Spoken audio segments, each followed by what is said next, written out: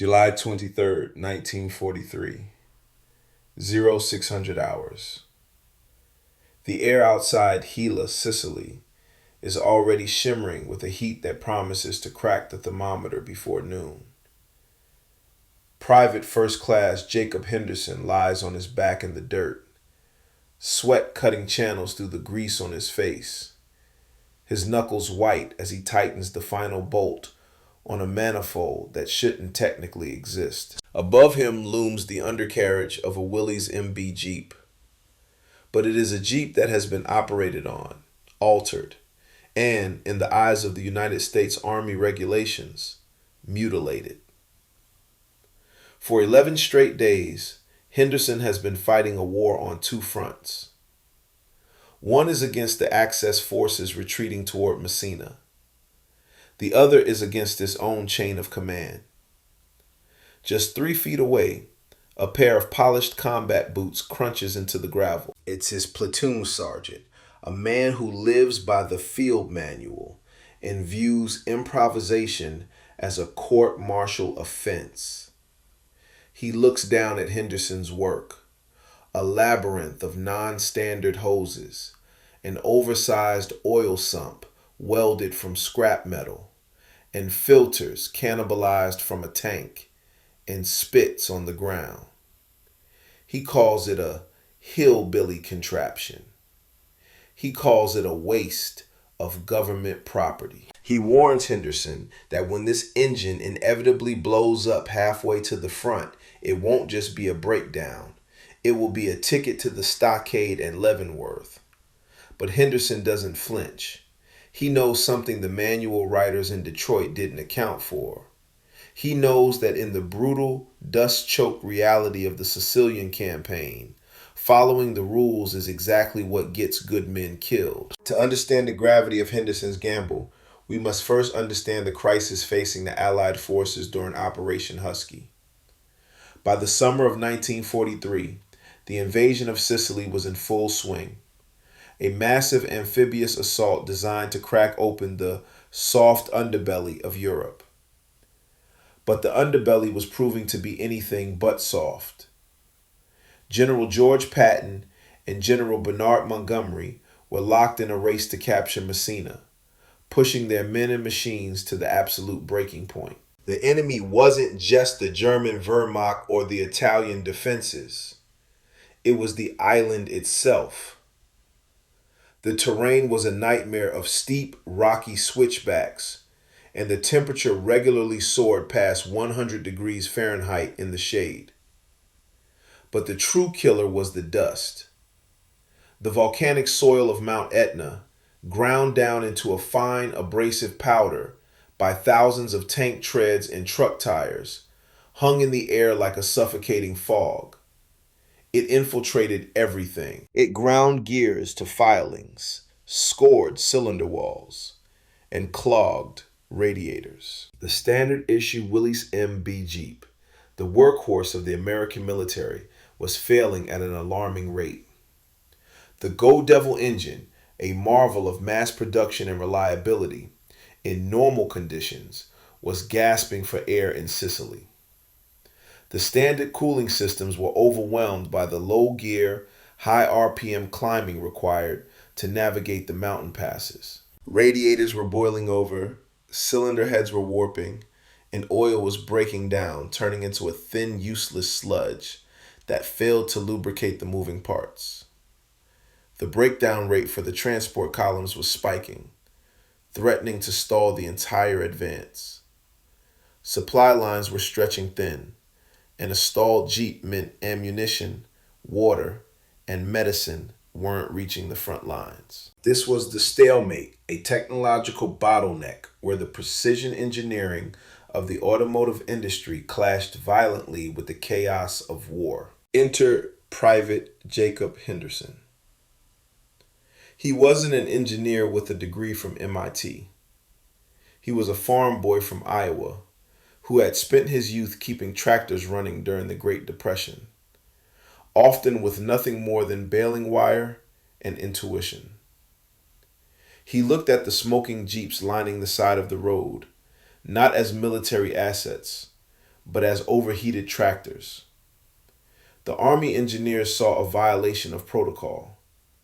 Henderson saw a thermodynamic problem with a practical solution. His hypothesis was simple but radical. The military regulations were designed for a war fought in temperate climates on flat roads, not for hauling overloaded trailers up a volcano in the Mediterranean summer. He realized that to save the engine, he had to fundamentally alter how it managed heat and lubrication. It was a realization that would pit practical underdog grit against the rigid hierarchy of military bureaucracy. Before we dive into the nuts and bolts of his solution, ask yourself this. In a life or death situation, would you trust the textbook written miles away or the mechanic with grease under his fingernails standing right next to you? Let us know in the comments below if you think experience outweighs education in a crisis. Henderson's process was a masterclass in battlefield engineering. He started with the oil. The standard Willys engine held 4 quarts of oil. In the heat of Sicily, that small volume of oil would cycle through the engine so quickly it never had a chance to cool down in the sump. It was entering the bearings almost as hot as it left them, leading to thermal breakdown. Henderson's solution was to increase the thermal mass. He cut the oil pan and welded an extension, increasing the capacity by exactly 32%. But more oil meant he needed more pressure to move it. He dismantled the oil pump and modified the gears, increasing the flow rate by 50%. This wasn't just about lubrication. It was about using the oil as a secondary coolant, pulling heat away from the pistons more efficiently than the standard design allowed. Then came the filtration issue. The standard Kuno oil filter on a Jeep was designed to catch particles around 40 microns in size. That was acceptable for highway driving in the States. But the Sicilian dust was finer, grinding away at the engine's internals like sandpaper. Henderson went to the salvage yard, the bone yard, and found a wrecked M4 Sherman tank. He stripped out its heavy-duty canister filter system, which was rated to trap particles as small as 15 microns. Mounting a tank filter onto a small Jeep engine required fabricating new brackets and bending custom fuel lines, but Henderson made it fit. Finally, he tackled the airflow. He noticed that the hot air trapped under the hood had nowhere to go, creating a heat soak effect. Utilizing the principles of fluid dynamics he'd observed on windswept grain silos, he modified the hood and the wheel wells to create a Venturi effect, a vacuum that sucked the hot air out of the engine bay as the vehicle moved. He calculated, based on his rough field tests, that this would improve heat dissipation by nearly 45% without needing a larger, power-draining fan. The moment of truth arrived on the morning of July 24th. The company was ordered to execute a rapid redeployment, a grueling 120-mile march across the backbone of the island to support the 45th Infantry Division. The route was a jagged line on the map, full of steep inclines and dry riverbeds. The skepticism from the command was palpable. The captain, a man who strictly adhered to the logistics manual, eyed Henderson's modified Jeep with disdain. He had practically promised the sergeant that when Henderson's vehicle failed, the private would be on permanent latrine duty until the war ended. The convoy rolled out at dawn, kicking up a blinding cloud of white dust. The temperature climbed steadily, 80 degrees, 90, then breaking past 100 by mid-morning. For the first 30 miles, the column held together. But as the terrain steepened, the attrition began. One by one, the standard Jeeps began to falter. Steam geysers erupted from radiator caps, signaling the death knell of overheated engines. Drivers were forced to pull over, waiting precious hours for their blocks to cool, pouring valuable drinking water into thirsty radiators. The smell of scorched metal and boiled coolant hung heavy over the convoy. The officers were shouting, the mechanics were scrambling, and the momentum of the march was grinding to a halt. It was the exact nightmare scenario the logistics officers had feared. But it wasn't Henderson's Jeep that was dying. Henderson's hillbilly contraption was running singing a different tune. While others were redlining, his temperature gauge sat comfortably in the operating zone. The modified high-flow oil pump was cycling the increased oil volume perfectly, shedding heat through the enlarged sump. The Sherman tank filter was scrubbing the volcanic dust out of the system before it could score the bearings. The Venturi vents were sucking the blast furnace heat out of the engine bay, keeping the block cool even under heavy load. The contrast was humiliating for the skeptics. At the 60-mile mark, the captain's own command vehicle, a factory pristine Jeep, maintained exactly according to regulation, began to knock. The pistons, expanded by the heat, were seizing in the cylinders.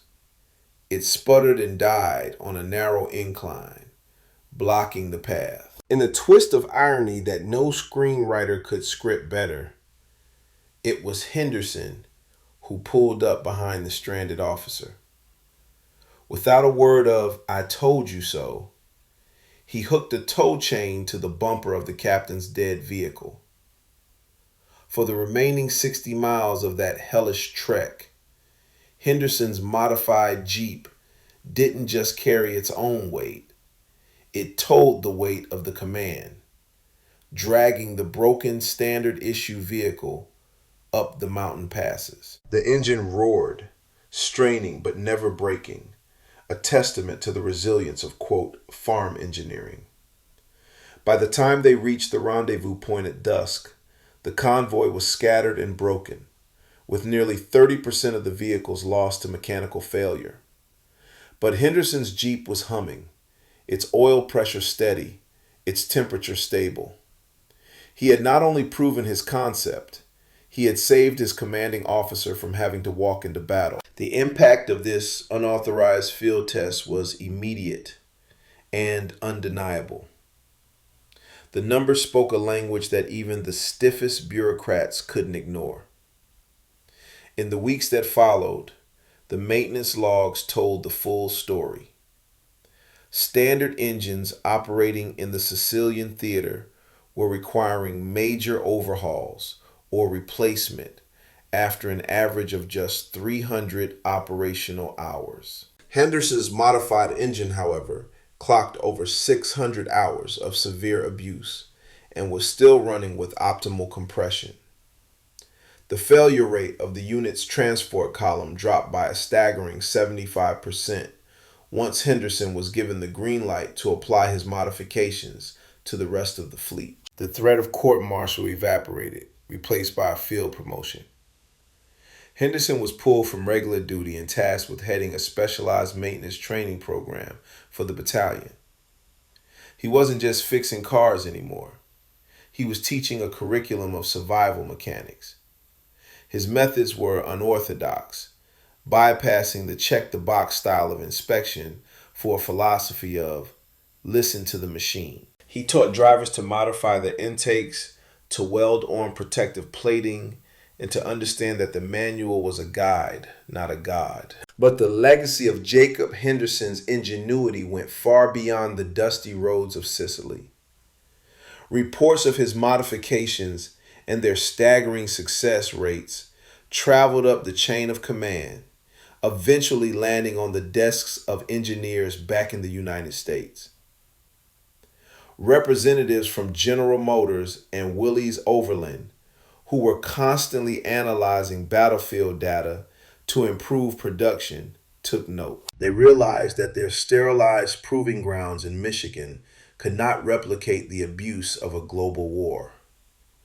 They began to study these field modifications seriously. If you are finding this story of American ingenuity inspiring, take a second to hit that like button. It helps us find more lost stories of history's unsung heroes. The lessons learned from Henderson's Frankenstein Jeep influenced the design philosophy of the next generation of military vehicles. When the M38 Jeep was introduced in 1950 for the Korean War, it featured many improvements that mirrored Henderson's battlefield improvisations. Better waterproofing, more robust filtration systems, capable of handling extreme dust, and cooling systems designed with a much higher margin for error. The engineers had learned a vital lesson. You don't design for the best case scenario. You design for the worst. You design for the abuse. This concept, known as reliability under abuse, became a cornerstone of military engineering during the Cold War. The story of Jacob Henderson is more than just a tale about oil filters and radiators. It is a testament to the power of cognitive diversity.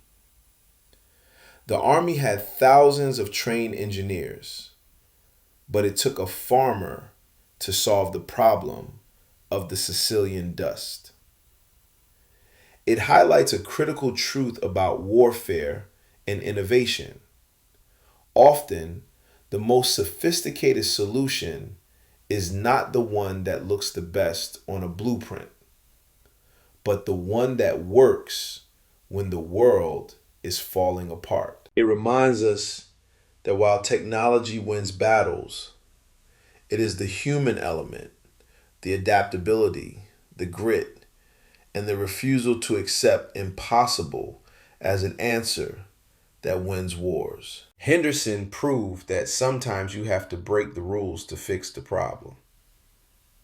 He showed that a little bit of quote-unquote redneck engineering applied with intelligence and courage could outperform the combined wisdom of the industrial complex. As we look back on the technological leaps of World War II, we often focus on the atomic bomb, the radar, or the jet engine.